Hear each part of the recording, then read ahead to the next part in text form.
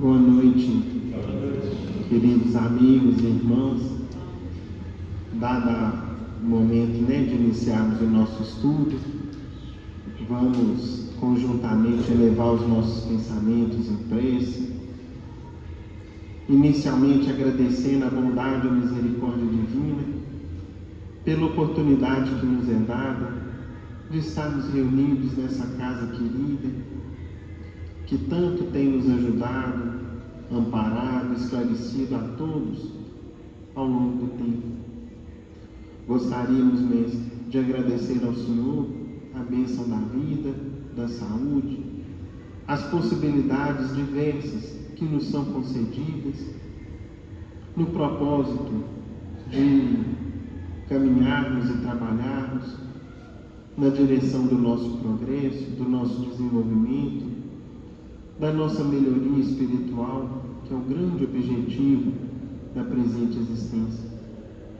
Lhe rogamos, Senhor, a presença, o amparo e a inspiração de nossos irmãos maiores, para que eles possam nos inspirar e nos ajudar, bem como também que a espiritualidade amiga traga até cada um de nós aqui presente, encarnado ou desencarnado, as bênçãos, o amparo, a assistência de o que mais necessitamos. Finalmente, Senhor, rogamos ao Senhor que essas bênçãos não se limitem a nós, mas que sejam levadas especialmente aos nossos irmãos em sofrimento. Ave Maria, cheia sois de graças, o Senhor é convosco. Bendita sois vós entre os anjos, bendito o fruto de vosso ventre, Jesus. Mãe Santíssima, roga a Deus por nós, pecadores, encarnados e desencarnados, hoje, agora e sempre, que assim seja. E com a nossa prece, em nome de Deus, nosso Pai, de Jesus, nosso Mestre amado, e de Paulo de Tarso, patrono de nossa casa, damos por iniciada a nossa reunião de estudos mediúnicos da noite, na santa paz do Senhor, que assim seja. Meus irmãos, hoje, conforme nossa programação, nós vamos dar continuidade ao estudo do livro Nos Domínios da Mediunidade. Nós estamos já nos capítulos finais dessa obra. Eu acho que o que acontece conosco nessa altura é semelhante ao que vai acontecer com Hilário e André Luiz, de se lamentarem do estudo estar acabando. Nós vamos ver aqui nos primeiros parágrafos eles já em tom de lamentação e de queixa, na perspectiva de deixarem de ter as instruções, o auxílio, o amparo de aulas na qualidade de orientador e das lições diversas que eles escolheram ao longo do tempo. Pois bem, hoje, meus amigos, nós vamos estudar um capítulo que, de certa forma, ele não tem uma continuidade com capítulos anteriores, tal como a gente teve alguns capítulos que às vezes se encadeavam 2, 3 capítulos na sequência. Nós vamos ver um tema interessantíssimo. É o chamado tema da psicometria. Esse tema, meus irmãos, é algo que nós, de certa maneira, intuitivamente, ou pelas experiências da vida, em especial as pessoas com um pouco mais de tempo, de vida, de bagagem, muitas vezes já perceberam muito do que vai vir descrito aqui nesse capítulo. E nós vamos, então, perceber em explicações detalhadas que Aulos forneceu a André Luiz, a Hilário e, por extensão, a todos nós, o que vem a ser esse fenômeno da psicometria, que é também um dom mediúnico e que traz informações muito interessantes e que tem, inclusive, outras fontes de estudo e de aprendizado também para nós, que nós vamos trazer, citar, e dependendo das possibilidades do tempo, a gente explica um pouco mais, ou se não, deixa a referência para um estudo, para uma leitura posterior. Então, vamos lá.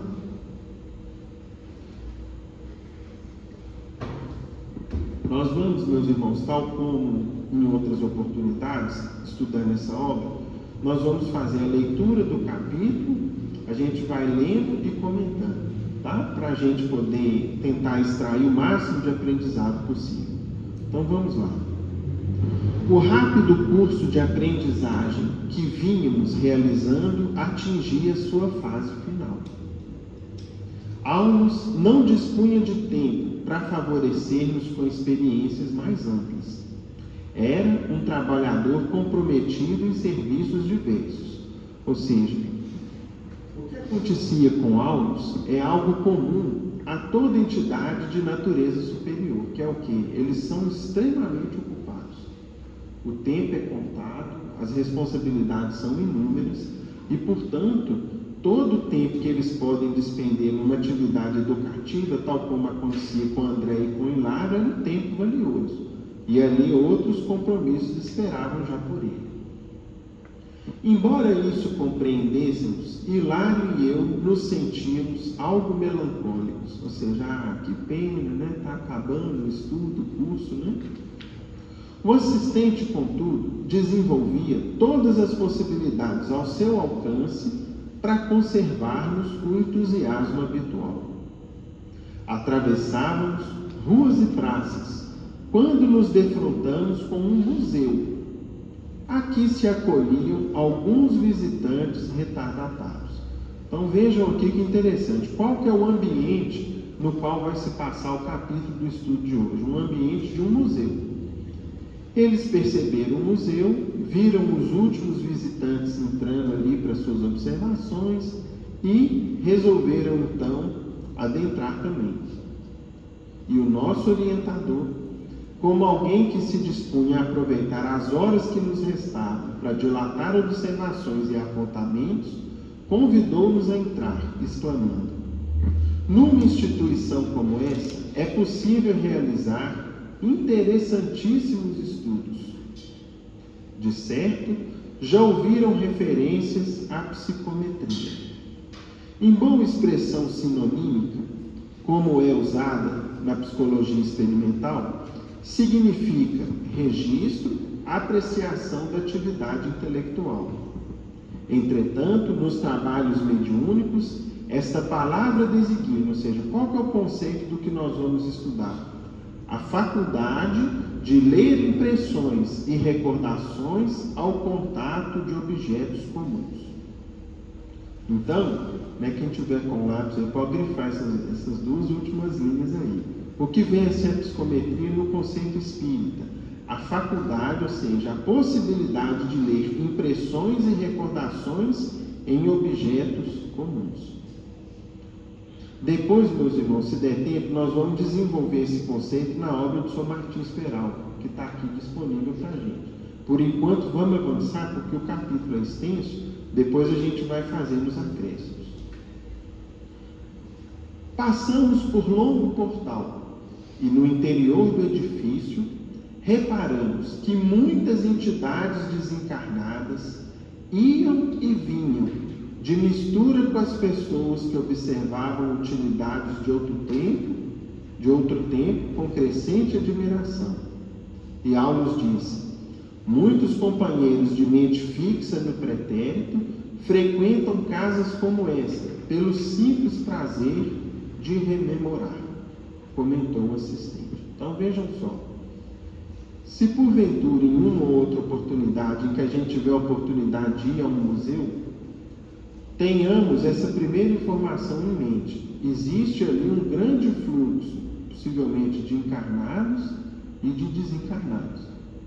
Ou seja, existem no plano espiritual inúmeros irmãos nossos que sentem-se bem em rememorar fatos, situações, objetos de época, situações com as quais conviveram, e isso de certa forma lhes traz alguma satisfação.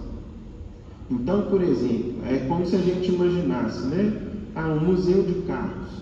Às vezes a pessoa teve um carro há 40, 50 anos atrás, deixa eu ir lá ver, eu tive um carro igualzinho esse, eu tive um carro desse, uma vez eu fui para a praia nele, arrebentou um correio comigo na estrada. Ou seja, às vezes são coisas do dia a dia nosso, e que de certa forma nos trazem, O Jair mesmo já lembrou de algum carro, que... Assim, tinha corrido. Pois é. Aí eu conheço as histórias de remendou uma correia com arame farpado, né? E daí por diante. Então, meus irmãos, seja um carro, uma radiola, né? Coisas que a gente conviveu num passado mais recente ou distante, que às vezes as gerações atuais não conhecem, nunca ouviram falar, vamos supor, né? Um aparelho de fax, né? Hoje em dia não existe mais, mas foi algo que numa época, no trabalho, na profissão, era uma ferramenta essencial. Alguns de nós tivemos que aprender a operar aquilo, enfim. Então, qual que é a primeira observação que a gente tem? Até aqui nada de surpreendente para nós. É natural a gente pensar que no museu, da mesma forma que nós encarnados temos interesse em conhecer ou rever fatos ou objetos que participaram do nosso passado ou de um passado mais distante, espíritos desencarnados também se interessam. Daqui para frente vão começar as surpresas. Vejam só. Verifiquei que algumas preciosidades, excetuando-se uma ou outra, estavam revestidas de fluidos opacos que formavam uma massa acinzentada ou pardacenta, na qual transpareciam pontos luminosos. Primeira observação de André Luiz aqui é a seguinte: os objetos não estavam em sua forma física pura e simplesmente. Havia uma camada fluídica em maior ou menor grau revestindo aqueles objetos, e nessa camada acinzentada ou meio parda havia alguns pontos luminosos. Notando minha curiosidade, o instrutor aclarou benevolente: todos os objetos que você vê emoldurados por substâncias fluídicas acham-se fortemente lembrados ou visitados por aqueles que os possuíram. Ou seja, todos aqueles objetos que tinham essa característica de ter essa massa fluídica que os envolvia, é porque de alguma forma eles eram muito lembrados, muito recordados, ou muito visitados por algumas pessoas. E aí nós vamos ver aqui o primeiro exemplo que vai mostrar isso para a gente. Não longe havia curioso relógio aureolado de luminosa faixa branquicina. Vamos imaginar, meus irmãos, aqueles relógios comuns nas salas de antigamente, né? Às vezes um relógio de pêndulo, tinha até aqueles modelos de cuco, né? Que de hora em hora às vezes davam uma campainha, tinha um mecanismo às vezes de um passarinho, enfim. Era um relógio que emoldurava uma sala num tempo mais distante. Aulus então recomendou-lhe tocá-lo. Então Aulus falou para André Luiz o seguinte: toca naquele relógio ali, que tem um fluido branco em volta dele. E quase instantaneamente me assomou aos olhos mentais, ou seja, formou-se um quadro, uma imagem para André Luiz, de uma linda reunião familiar, em que venerando casal se entretinha a palestrar com 4 jovens em pleno viço primaveril. Então, quando André Luiz tocou aquele relógio, formou-se na frente dele, aos olhos da sua mente, né, na sua visão de espírito, uma reunião familiar, um ambiente de uma sala, onde ali havia uma família composta por pai, a mãe e 4 filhos, que se reuniam e conversavam em torno de uma mesa. Com aquele quadro vivo a destacar-se ante a minha visão interior, examinei o recinto agradável e digno. O mobiliário austríaco imprimia sobriedade e nobreza ao conjunto, que jarrões de flores e telas valiosas enfeitavam. O relógio lá se encontrava, dominando o ambiente, do cimo de velha parede caprichosamente adornada. Registrando minha surpresa, Aulus então explicou: percebo a imagem sem o toque direto. Então vejam aqui também a diferença dos dons e das capacidades de percepção. Ao passo que André Luiz, enquanto espírito, tocou o relógio e apareceu aquela imagem de uma sala, uma família reunida, né, num quadro familiar respeitoso, havia ali, né, amizade, carinho no seio daquela família.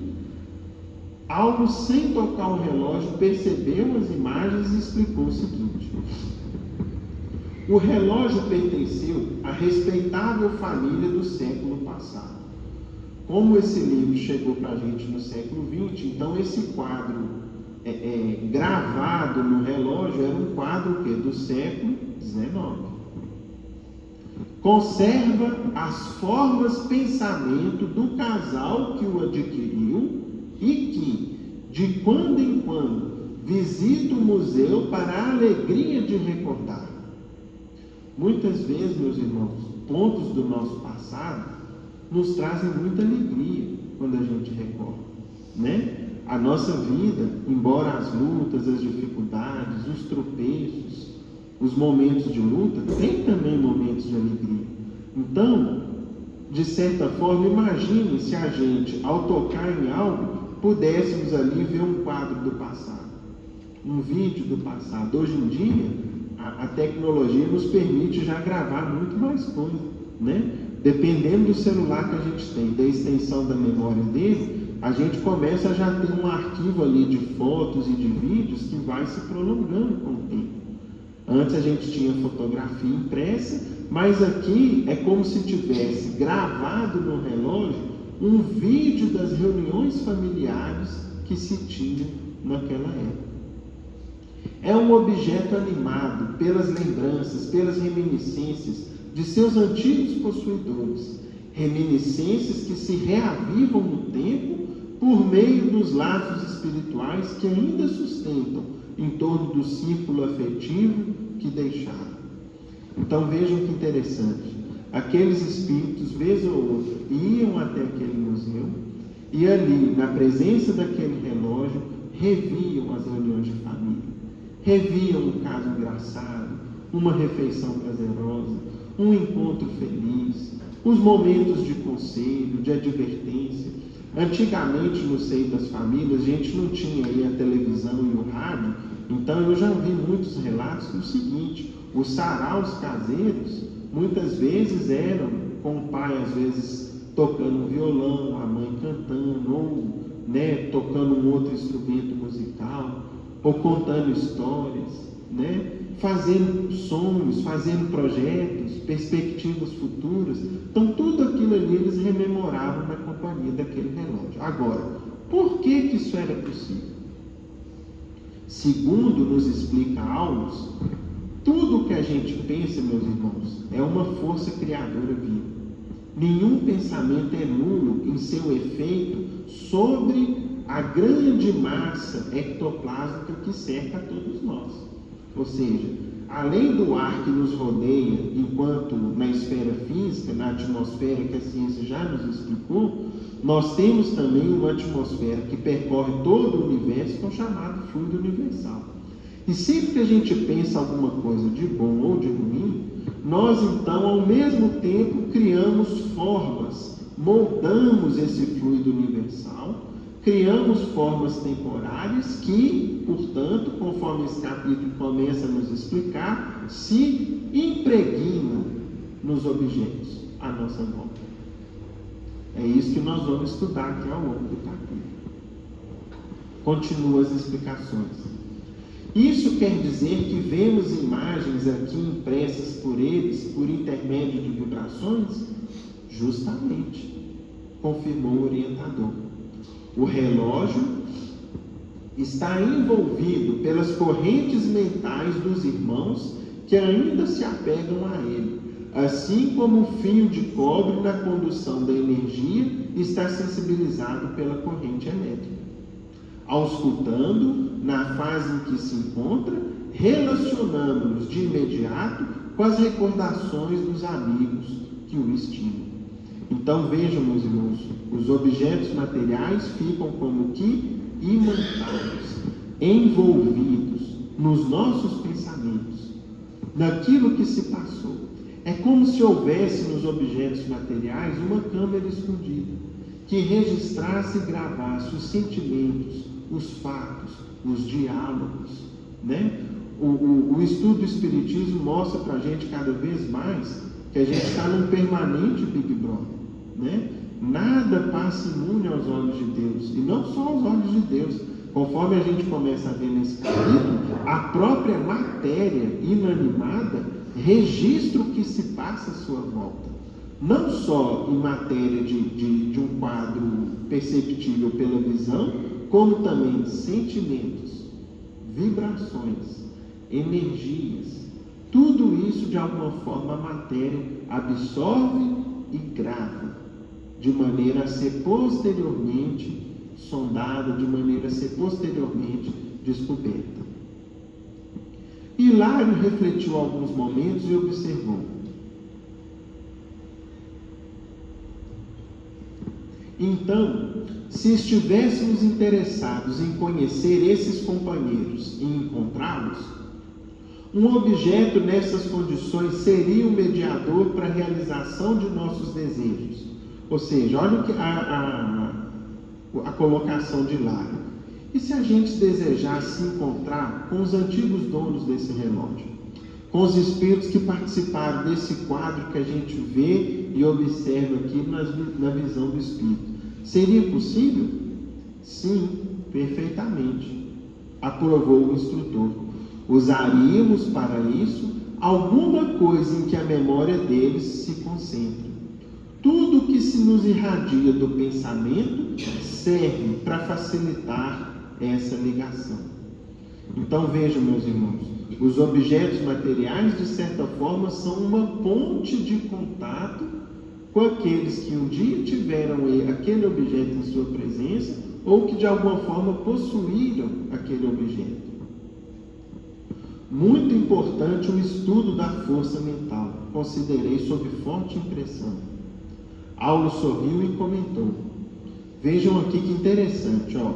A explicação que o Aulo vai dar vai nos ajudar a entender ainda melhor essas primeiras explicações. Aulo então explicou o seguinte: o pensamento espalha nossas próprias emanações em toda parte a que se projeta. Deixamos vestígios espirituais onde arremessamos os raios de nossa mente.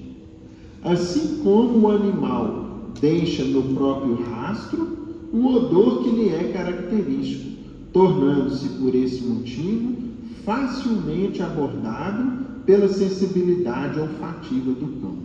Olha aqui que interessante a comparação. Por que um animal, por exemplo, o cão, tem tanta facilidade para, antigamente os caçadores, a pessoa tinha que ir para o mato e levar os cachorros junto, né? Tanto é que gerou aquela expressão popular o seguinte: eu estou no mato sem cachorro, porque eu estou desorientado. Quando o caçador levava o cachorro junto, o cachorro era orientação em que sentido?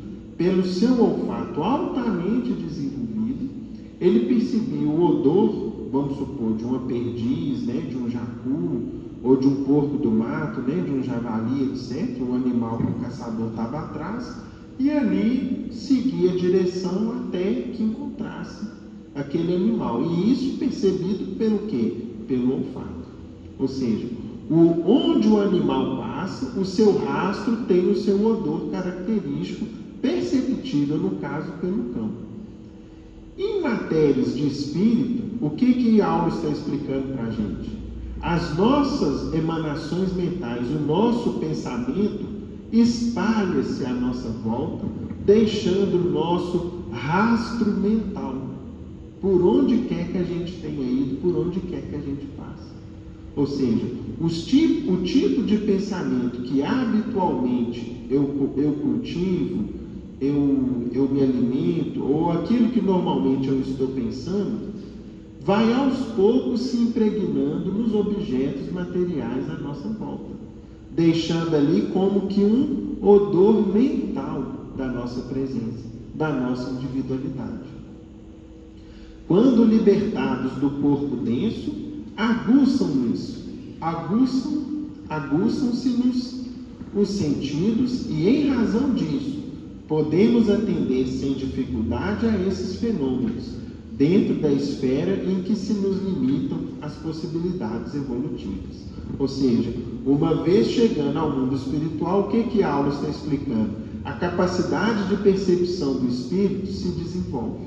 E ele então consegue perceber isso com maior ou menor riqueza de detalhes.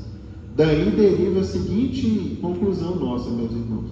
Os espíritos mais atrasados vão conseguir perceber esses quadros? Não. Tanto é que André Luiz precisou tocar para visualizar o quadro. Para o Aulos, nem o toque foi necessário. E aí, por conseguinte, por dedução lógica, quanto mais atrasado o espírito, mais fechada fica essa possibilidade de percepção da psicometria. Somos, desse modo, induzidos a crer, considerou Hilário, que não dispomos de recursos para alcançar o pensamento daqueles que se fizeram superiores a nós.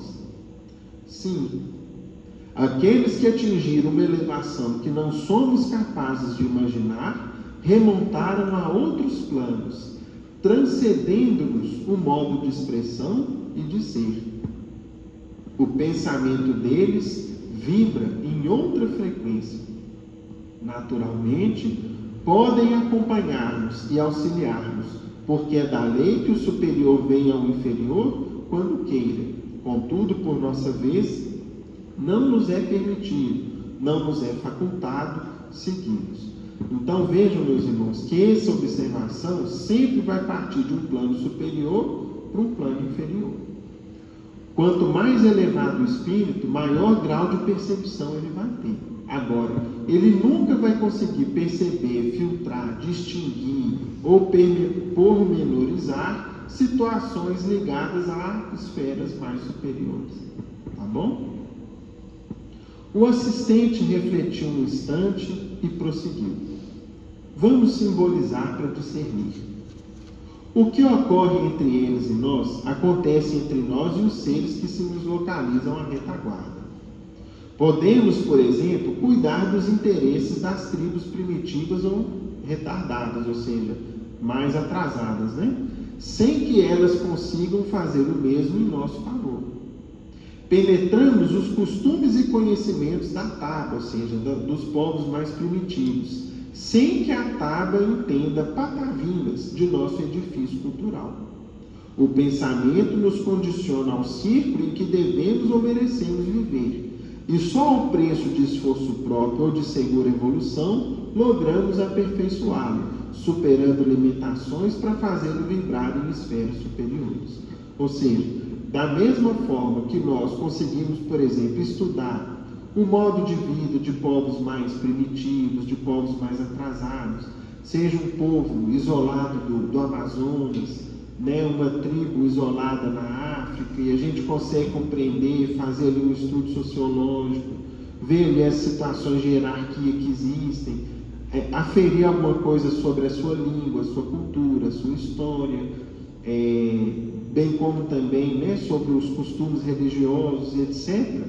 Como que a gente pega um ser, um irmão nosso de humanidade, pertencente a uma tribo, a um povo ainda atrasado, como ligado, por exemplo, um membro de uma tribo Yanomami, isolado lá na nossa Amazônia, e colocamos ele para compreender e descrever para a gente o funcionamento de uma universidade, o funcionamento da divisão de poderes, o funcionamento das instituições no Estado Democrático de Direito, etc, etc.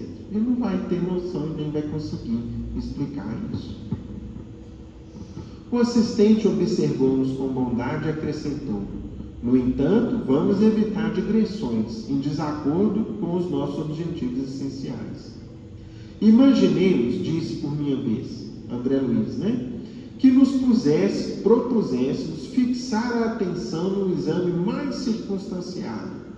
Poderíamos assim conhecer a história da matéria que serve à formação do relógio que analisamos? Resposta: sem dúvida. Isso demandaria mais trabalho, mais tempo, contudo, é iniciativa perfeitamente viável. Olha aqui que interessante. André Luiz perguntou o seguinte: Esse relógio, nós conseguimos perceber a cena familiar em torno dele. Haveria possibilidade, André Luiz perguntou, da gente aprofundar mais a análise, ao ponto de nós percebermos, por exemplo, de onde veio essa madeira, quem foi o carpinteiro que trabalhou com ela, por onde ela foi transportada, como que árvore que era, como que a árvore cresceu, onde ela cresceu? O que Aulos responde? Sim, perfeitamente. Ou seja, cada objeto material tem todo um rastro gravado de sua história e que vai, meus irmãos, numa distância de tempo inimaginável. É muito interessante. Se nós tivermos tempo depois, eu vou trazer um caso ilustrativo aqui de uma médium psicômetra no início do século XX, que a partir de um pedaço de carvão fez uma descrição riquíssima de tudo aquilo que estava em torno da mina, dos mineiros, das pessoas que tiveram contato com aquele carvão, dos mineiros que estavam olhando para ele, etc, etc. Então, conclui aqui, e Hilário vai falar o seguinte: cada objeto, então, concluiu Hilário, pode ser um mediador para entrarmos em relação com as pessoas que se interessam por ele e um registro de fatos da natureza. Ou seja, todo objeto, de certa forma, vai nos levar a fatos, a pessoas que tiveram com ele ou que estavam à sua volta, bem como a um registro da própria formação daquele objeto, sem mais nem menos, confirmou Aulos, seguro de si. Não podemos esquecer, olha aqui que interessante, meus irmãos, o exemplo que ele vai trazer. Não podemos esquecer que o paleontologista pode reconstruir determinadas peças da fauna pré-histórica por um simples osso encontrado a esmo. Não é assim que acontece?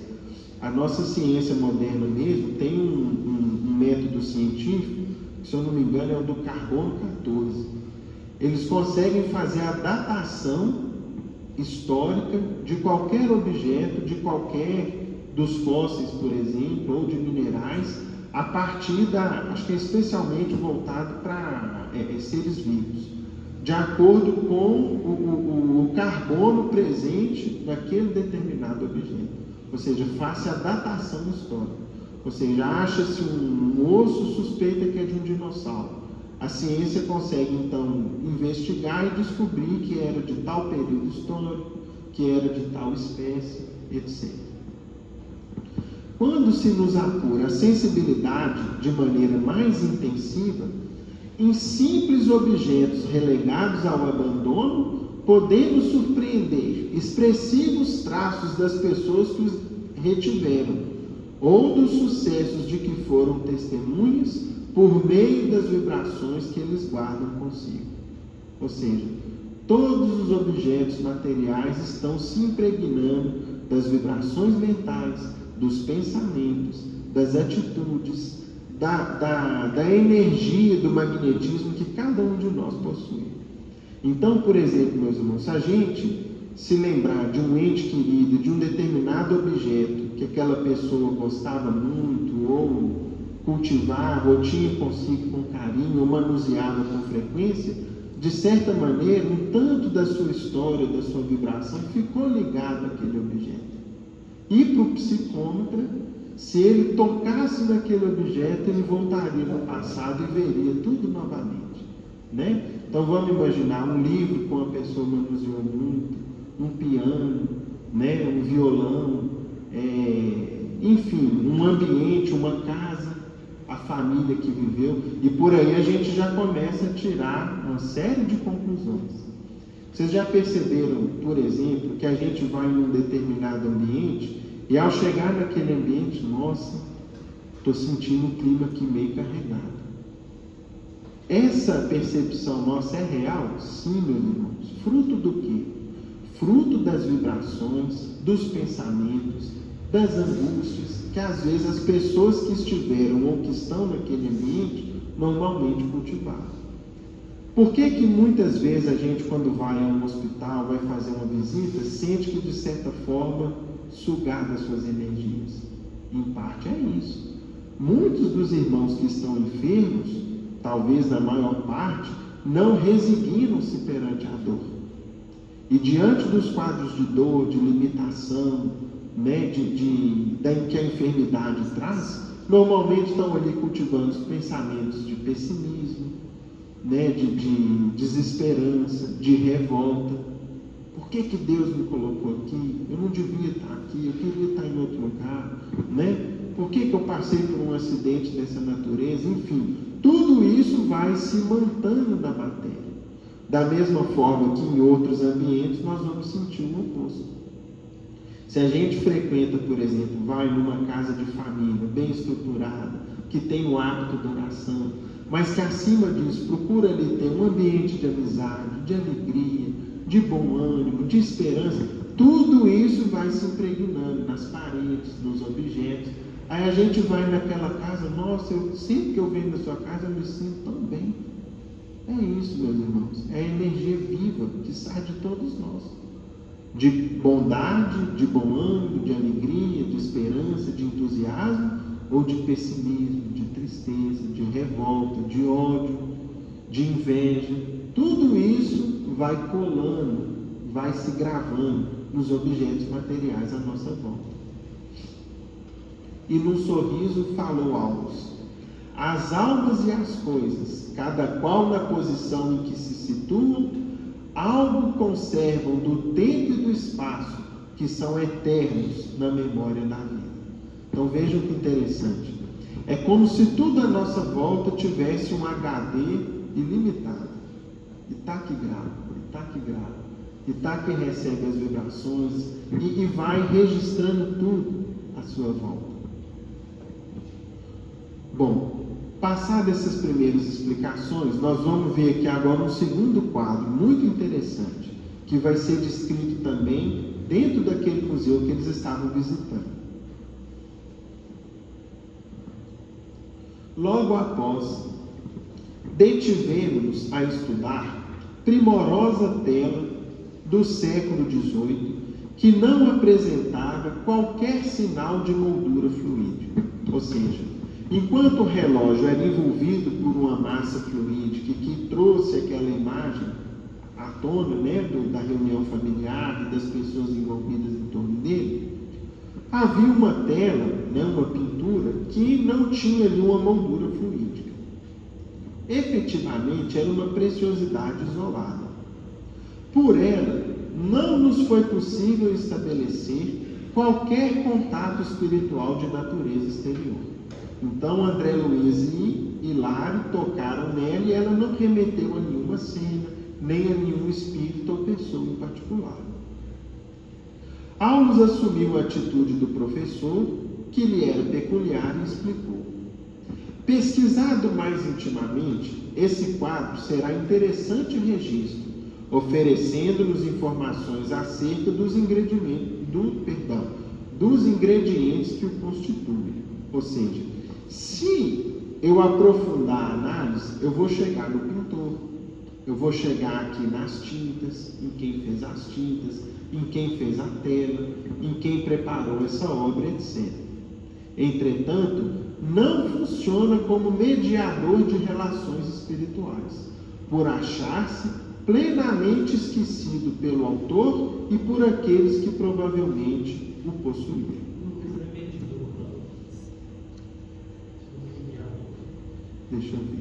Deixa eu reler. Vamos reler. Pesquisado mais intimamente, esse quadro será interessante registro, oferecendo-nos informações acerca dos ingredientes que o constituem. Entretanto, não funciona como mediador de relações espirituais. Nada, amigo. Por achar-se plenamente esquecido pelo autor e por aqueles que provavelmente o possuíram. Então, meus irmãos, vejam aqui, nós temos aqui uma segunda situação num aspecto diferente. Não havia em torno daquela tela uma massa fluídica, o que demonstra o seguinte, que aquela tela foi produzida e de certa maneira esquecida, relegada ao abandono.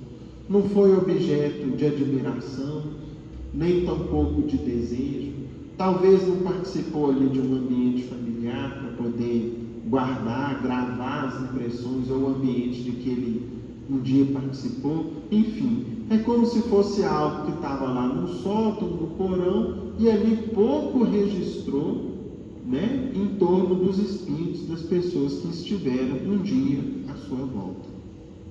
Sigamos adiante. Agora vem um terceiro caso muito interessante e que às vezes, talvez vocês já experimentaram em algum dia. Vejam só. Ao lado de extensa galeria, eu mesmo já aconteceu essa situação aqui comigo.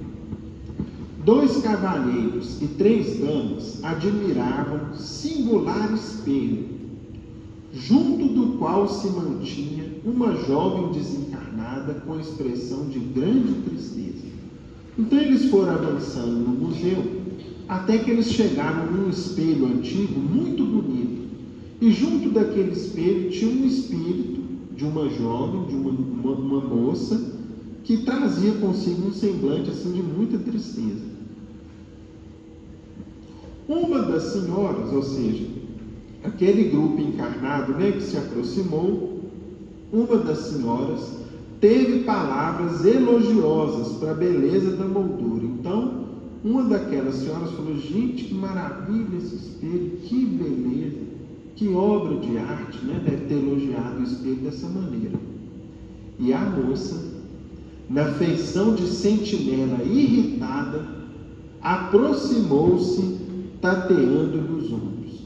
Então o espírito daquela moça, quando viu que aquela senhora que visitava o museu começou a elogiar, né, a tecer elogios e talvez a querer possuir o espírito, o que o espírito dela fez? Chegou perto dela, começou a bater no ombro dela. Aí o que aconteceu? A matrona tremeu involuntariamente, sob inesperado calafrio, e falou para os companheiros: aqui há um estranho sopro de câmara funerária, é melhor sair daqui. Então, vocês já viram aqui quando a gente fala assim: nossa senhora, arrepiei todo, né? Foi o que aconteceu com ela. Meu Deus, que coisa estranha, não estou gostando daqui não, vamos andar no museu, vamos sair aqui desse ambiente, né? Isso aqui, meus irmãos, uma vez, acho que eu já até comentei esse exemplo. Teve uma ocasião que eu fiz uma visita ao Museu do Diamante, em Diamantino, e quando eu entrei, havia lá várias salas, né, com objetos, acervos diferentes. E tinha uma sala lá destinada a expor os instrumentos de tortura dos escravos. Quando eu comecei a olhar e examinar aquilo, me deu um mal-estar. Na mesma hora eu falei: nem quero ver mais nada aqui. E na mesma hora eu saí e interrompi minha visita por ali. Então, o que nós vamos ver aqui? Os quadros espirituais que muitas vezes estão por detrás de alguns objetos. Tá? Além da vibração propriamente dita, que a psicometria registrou e gravou, por exemplo, um instrumento de tortura muitas vezes gravou ali nele o que? Cenas horríveis, gritos, uma dor intensa, que aquilo ali já está no objeto propriamente dito. Além dessas impressões gravadas no objeto, pode haver também o que? Espíritos associados ao objeto, que ainda permanecem junto deles. Essa situação que a gente começa a ver aqui. Vamos lá. Confiou-se aquele grupo a comentários de bom humor e retirou-se acompanhando no outro rumo. Então eles fizeram algum comentário lá de brincadeira, né? E falaram: não sei não, esse espelho aí, né? E seguiram adiante, saindo daquele ambiente do espírito. A entidade, que não nos percebia a intromissão, pareceu-nos contente com a solidão. Então, quando ela viu que afugentou aquela senhora, ela: que bom, né? Que ela não quer ver o espelho. E passou a contemplar o espelho sob estranha fascinação. Aí ela começou, né, como que penteando o cabelo, se olhando no espelho ali novamente, né? Como se fosse ali uma cena do cotidiano. Almos acariciou-a de leve. Vejam que beleza, meus irmãos, o que é o amor de um espírito superior. ao invés do deboche, né? Da zombaria, do ridículo, de jeito nenhum. Viu que ele era uma irmã enferma, afagou-a, tratou-a com carinho, tocou o objeto com atenção e comentou. Então agora ele vai desenvolver e vai explicar para a gente. Notaram o fenômeno? Do pequeno conjunto de visitantes, a irmã que registrou a aproximação da jovem sob nosso exame é portadora de notável sensibilidade mediúnica. Ou seja, dos 5 que estavam vendo o espelho, quem que percebeu? A dona do espelho. Aqui tinha a senhora que tinha alguma mediunidade, né? Se educasse as suas forças e sondasse o espelho, entraria em relação imediata com a moça que ainda se apega a ele desvairadamente. Receber-lhe-ia as confidências, conhecer-lhe-ia o drama íntimo, porque imediatamente lhe assimilaria a onda mental, senhoreando-lhe as imagens. Então vejam que interessante. Quando o médium se desenvolve, e essa faculdade mediúnica, meus irmãos, ela não é comum. É um dom mediúnico raro, pouco frequente. Mas quando o médium a desenvolve, ele então entra em contato com o mundo mental, com o mundo íntimo do espírito que se liga àquele objeto, compreendendo todo o enredo, toda a situação que envolveu-se em torno daquele objeto. Hilário, incapaz de sofrear a curiosidade que nos esfogueava o cérebro, perguntou sobre a moça. Que fazia ali, naquele túmulo de recordações? Por que se interessava com tanta ânsia por um simples espelho sem maior significação? O assistente, como quem já esperava por nossa pergunta, respondeu sem pestanejar. Toquei o objeto para informar. Olha que interessante. Nesse caso aqui, Aulos já tocou o espelho. E aí ele vai trazer as informações que Hilário e André Luiz não conseguiram perceber. Esse espelho originalíssimo foi dado à jovem por um rapaz que lhe prometeu casamento. Vejo-lhe a figura romântica nas reminiscências dela. Era filho de franceses asilados no Brasil, no tempo da França revolucionária de 1791. Olha aqui, meus irmãos, esse livro estava aqui em torno de 1940. Quantos anos já haviam se passado? Né? Uns 150, quase 200 anos. Menino ainda, aportou no rio, e aí cresceu e se fez homem.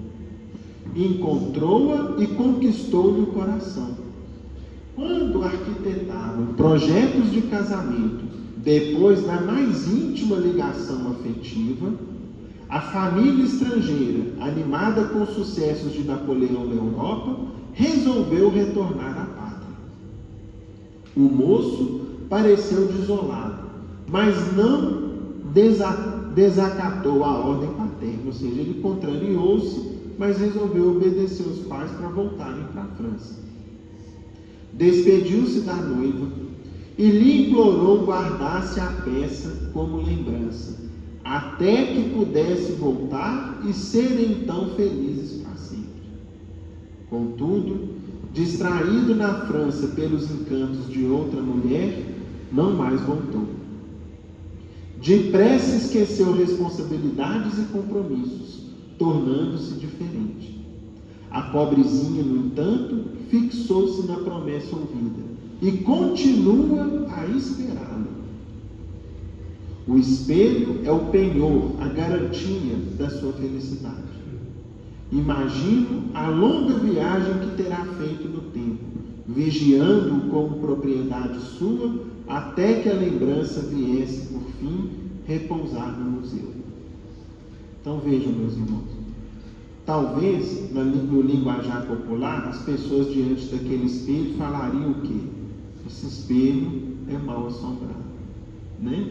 De fato, havia ali um espírito de uma moça que crente nas promessas de um rapaz, apegou-se de maneira tão intensa àquele objeto, desejou, né, e colocou tantas esperanças nele, como se fosse uma lembrança dele, a expectativa do seu retorno, que desencarnou e permanecia acompanhando o espelho. Havia ali mais de 100 ou 150 anos.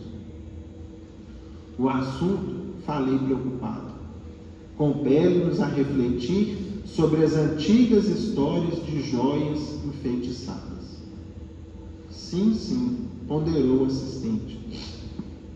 A influência não procede das joias, mas sim das forças que as acompanham. Então vejam, meus irmãos, todo objeto, olha o que Jesus falou para a gente: o seu tesouro está onde está o seu coração. Não se apegue às coisas materiais. Senão, o que vai acontecer conosco?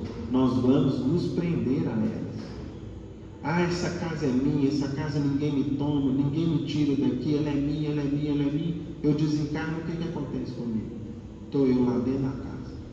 E o tempo vai passando, e aí chega uma família nova para morar ali, daí a pouco as pessoas não estão dormindo direito, e eu estou fazendo madeira ranger, né? Parede instalar, daí a pouco, ai meu Deus, vou dormir, não consigo ficar nessa casa não. Aí muda a família, entra outro, né? Daí a pouco também aquela outra família sente-se incomodada. Quantas histórias nós já ouvimos nesse sentido de fazenda, né? E tantos outros objetos que às vezes a pessoa toca ou tem na presença ali, meu Deus, isso aqui não está me fazendo sentir bem. É isso, meus irmãos, é o apego que fez com que espíritos ainda estejam ligados a determinados objetos ou lugares, ou mesmo as forças mentais, os pensamentos, as energias que ficaram imantadas naquele objeto. Vamos imaginar, por exemplo, se a gente visitar, né? Vamos imaginar que a gente faça um passeio na Europa e tem lá um museu dos armamentos, um museu de guerra. O que vai estar impregnado ali? Vai ser difícil, né? Quais serão as vibrações que existem num campo de concentração? Né? Existe hoje em dia lá um passeio turístico em Auschwitz, mas deve ser para nós espíritas, então, que tem um pouquinho de conhecimento, deve ser dificílimo da gente permanecer num lugar desse, sem ser fortemente tocado pelas vibrações mentais ou pelos irmãos que ainda estão ali no plano desencarnado. Hilário, que meditava a lição maduramente, considerou: se alguém pudesse adquirir a peça e conduzi-la consigo, aí veio Aulos e explicou, certamente levaria também a presença da moça desencarnada, né? Então vamos supor, eu vou lá na loja de antiguidade, meu Deus, que maravilha essa peça aqui, resolvo levar para decorar minha casa. Pode acontecer de eu levar o quê? Um acessório, né? Algum irmão nosso, coitadinho, que ainda se apega ou que esteja ligado àquele objeto, que às vezes ele ligou-se ali com tanto sentido de posse, de ser dono, de desejo, de sentinela, que vai junto com aquele objeto também. Depois nós vamos ler, a gente pode parar e pensar nessa altura o seguinte: meu Deus, esse processo é irreversível? Não. Nós vamos ver no caso dela, e depois tem um exemplo aqui do Chico que mostra para a gente como que esse processo se modifica no tempo, tá, meus irmãos? Não são quadros irreversíveis. E isso seria justo? Perguntou Hilário.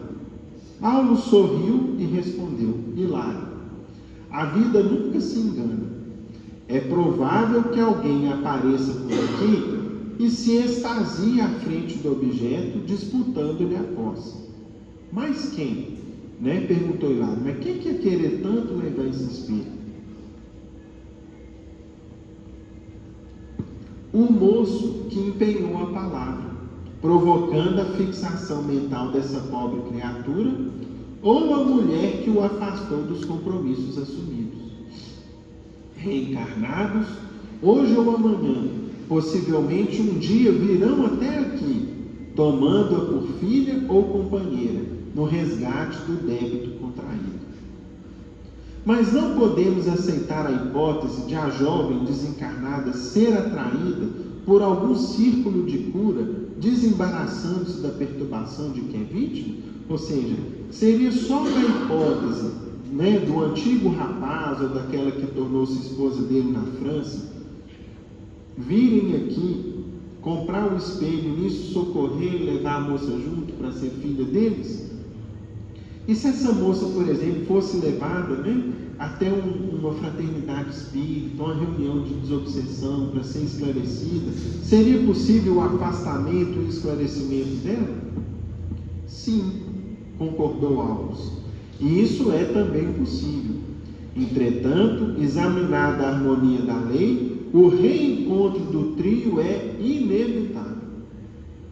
Ou seja, de quem que é a maior responsabilidade em acolher, ajudar, socorrer, esclarecer e amparar aquela moça que perdeu-se no tempo presa ao espelho? Aquele rapaz que era o noivo e a mulher que desviou ele do compromisso que ele assumiu um dia. De alguma forma eles vão ter que reparar isso, mais cedo ou mais tarde. A conversação era preciosa. Contudo, a responsabilidade impelia-nos para diante. De saída, reteamos com o gabinete em que funcionava a direção da casa. Então, eles saindo do museu, se depararam com a sala daqueles que eram responsáveis pelo museu. Vendo duas cadeiras vagas junto à pequena mesa de trabalho, meu colega consultou com o evidente intuito de completar a lição. Creio que os móveis sob nossa vista são utilizados por auxiliares da administração do museu. Se nos sentarmos neles, poderemos entrar em relação com as pessoas que habitualmente os ocupam? Sim, se desejarmos esse tipo de experiência. Então, olha que interessante. Ao sentar na cadeira onde normalmente as pessoas sentavam e se trabalhavam, de alguma forma se ligavam aos encarnados que usavam aqueles objetos. E nos referindo aos encarnados, prosseguiu Hilário, qualquer pessoa servindo-se de objetos pertencentes a outros, tais como vestuários, leitos, adornos, pode sentir os reflexos daqueles que os usaram? Perfeitamente. Contudo, para que os registrem, devem ser portadores de aguçada sensibilidade psíquica. As marcas de nossa individualidade vibram onde vivemos e por elas provocamos o bem ou o mal naqueles que entram em contato conosco. E tudo o que observamos é mediunidade? Sim. Apesar de os fatos dessa ordem serem arrolados por experimentadores do mundo científico. Ou seja, para esses fenômenos, meus irmãos, existem 3 termos científicos da metapsíquica, que são os seguintes: criptestesia pragmática, metagnomia tátil e telestesia. A criptestesia pragmática, eu peguei aqui uma rápida explicação sobre eles. Foi um termo criado por Charles Richer, do conhecimento de fatos ou coisas pela percepção paranormal, ou seja, pela mediunidade, A metagnomia tátil seria o conhecimento de fenômenos não perceptíveis pelos sentidos normais. E por último, a telestesia é a percepção à distância ou pela via telepática. Tomando-nos a dianteira para o retorno à via pública, concluiu Alves. Em tudo vemos integração, afinidade, sintonia. E de uma coisa não tenhamos dúvida: pelo pensamento comungamos uns com os outros em plena vida universal. Então, meus irmãos, esse estudo de hoje desvenda, explica para a gente muita coisa que a gente sente, muita coisa que a gente ouve, muita coisa que a gente percebe no nosso dia a dia. Por que um ambiente às vezes nos é mais agradável ou menos agradável? Por que às vezes a gente se sente bem ou se sente mal? Né? Por que a gente se sente atraído, ou vê determinado objeto, ou toca em determinado objeto, nos lembramos mais de alguém ou não, né, diante daquele objeto? Tudo isso é descrito para nós, embora nós precisamos nos lembrar que o dom propriamente dito da psicometria é um dom mediúnico raro para que tenha aqui essa riqueza de detalhes e essa riqueza de percepções. Nós temos, por exemplo, nós temos aqui um exemplo fantástico do Chico. Não sei se os irmãos sabem, mas o Chico recebia, numa certa altura da vida dele, quando ele estava em Uberaba, uma grande quantidade de correspondências, muitas mesmo. E aquilo ali o Chico fazia questão de responder um a um, pessoalmente. Só que a gente para e pensa, meu Deus, como é que o Chico vai ler tanta carta, tanta correspondência? Ele utilizava isso da psicometria.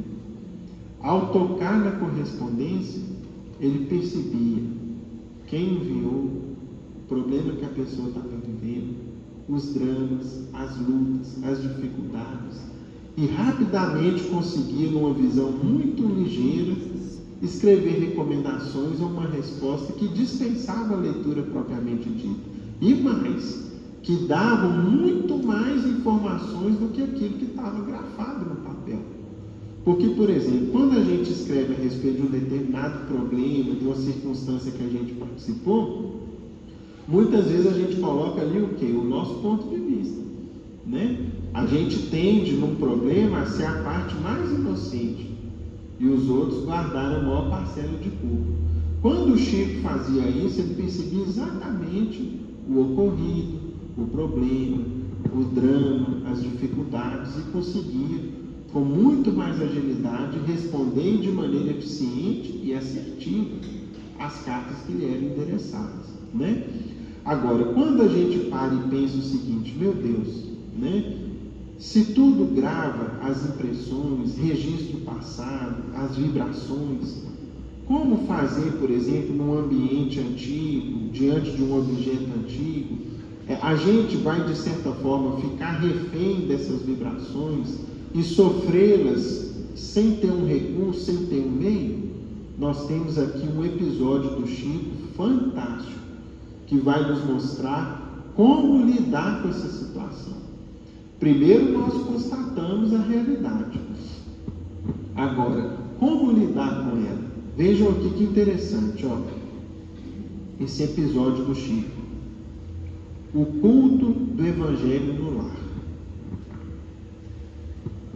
Um casal amigo do Chico ia começar a fazer o culto do Evangelho no lar e foram informados de que, se perseverassem com fé, quando fizesse 6 anos, Jesus ia lhes enviar um presente.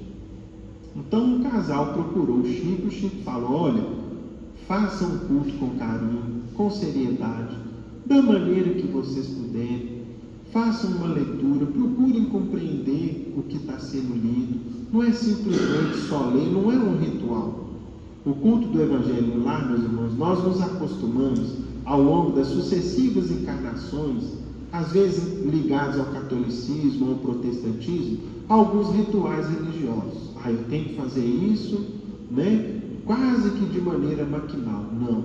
O culto no lar a gente senta, vamos ler o Evangelho, dentro do que a gente compreende, refletir, conversar em família. Não é hora também de lavar roupa suja, né? Da gente apontar um para o outro, tá vendo? O que nós estamos lendo aqui é para você, né? Isso aqui veio para puxar a sua orelha hoje, nada disso. Porque daí a pouco, aí cai uma outra leitura, aí um dia foi o marido que falou isso, aí no outro dia a esposa, tá vendo? Hoje é seu dia, né? A carapuça está servindo, não é para isso. O culto não serve para isso. O culto é para a gente compreender o Evangelho e tem um alcance muito maior do que a gente possa imaginar, é o que nós vamos ver aqui. Então aquele casal aproximou-se, o Chico orientou, deu as instruções e falou, olha, levem a sério, daqui a 6 anos Jesus vai dar um presente para vocês. Quando completou o 6º ano, estavam ansiosos à espera do presente. Então eles registraram a data do primeiro culto, chegou o aniversário, o 6º aniversário, estava igual criança, né? Esperando que presente que viria. Terminaram o culto, ficaram esperando até meia-noite, mas não aconteceu nada. No dia seguinte, quando acordaram, descobriram que estranhos tinham entrado dentro de casa, levando, entre outras coisas, um valiosíssimo e histórico diamante. Ou seja, se a gente terminasse a história aqui, parece até um deboche, né? Peraí, o presente foi ganhar ladrão dentro de casa, roubando uma joia rara, né? Algo caríssimo, que era guardado ali pela família em caso de emergência, né? Se a gente precisar, a gente vende esse diamante, etc. Então foi o que aconteceu. Entraram ladrões e surrupiaram exatamente um diamante muito raro e valiosíssimo. Um pouco descrentes e decepcionados, resolveram procurar o Chico. A resposta não poderia ser mais clara. Olha, meus amigos, o presente era exatamente esse. O valor daquele diamante era incalculável. E houve tantos crimes e tantos suicídios por causa dele, que vocês estavam com quase 100 de obsessores dentro de casa. Muitos foram doutrinados e esclarecidos com o culto no lar que vocês fizeram. Mas 28 estavam irredutíveis. Vejam só, de mais de 100, 70 e tantos, quase 80, com o culto no lar, acordaram, despertaram e se afastaram do diamante. Seguiram seu caminho, sua trilha de evolução espiritual. Só que 28 continuavam ali agarrados ao diamante. E o único jeito de retirá-los de lá foi fazer com que o diamante fosse embora e eles foram atrás da joia. Agora vocês imaginem, meus irmãos, tirar 100 obsessores de dentro da casa da gente. O que era o ambiente espiritual daquele lar e o que tornar-se-ia depois daquele dia, né? Então vejam o que é a psicometria, o que é o apego. E comentando, para a gente finalizar e abrir a participação de todos, Martins Peralva, numa breve nota que eu separei aqui, vai comentar com a gente o seguinte, ó. O conhecimento da psicometria faz-nos pensar, conseguintemente, nos seguintes imperativos. Isso porque ele disse aqui o seguinte, ó. Desejamos dar aos assuntos mediúnicos feição e finalidade evangélicas. Então, a partir desse estudo, qual a conclusão que a gente chega? Não nos apegarmos em demasia aos bens materiais. Segundo, combatermos o egoísmo que assinala a nossa vida, com a consequente diminuição das exigências impostas a familiares, amigos e conhecidos.